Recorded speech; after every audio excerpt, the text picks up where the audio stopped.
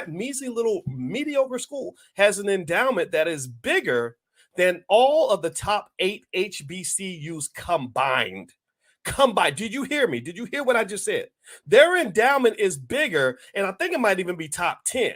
Their endowment is bigger than what I believe to be the top 10 HBCUs combined. So effectively, they've got an advantage economically and a racial advantage that is hard to beat. It's hard to beat. So here's the thing. If your only criteria on what a person should do in America is based on who's got the most money, then, you should probably just call yourself a white supremacist, because white folks have all the money. So they're always going to be able to outbid you when it comes to maintaining control of your best assets. So why is it that they can't come in your house and buy, say, one of your children?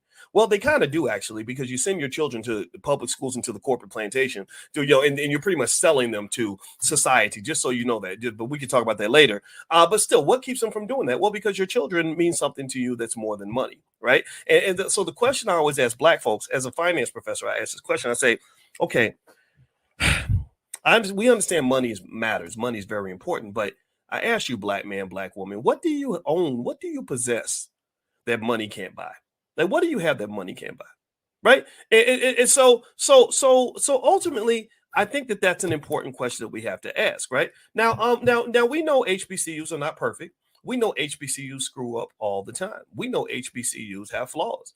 And I see Black people who will say, well, the HBCUs, they don't be doing right. They be messing the students over. Yeah, that does happen for sure. But also, if you're going to look at the bad things HBCUs do, you also got to look at the good. Give me a yes if you agree with that assessment. If you're going to talk about where they messing up, then are you also talking about when they're lifting up? Right? Because if you're going to talk about when the HBCUs are messing up, I want you to also talk about when the University of Colorado messes up. Give me a yes or no. Do you think that if I went to the University of Colorado and talked to every Black student that's ever attended that school and said, does that school have a racial issue? Do they have a problem with racism? Do you think any of the students might say, yeah, they're kind of racist?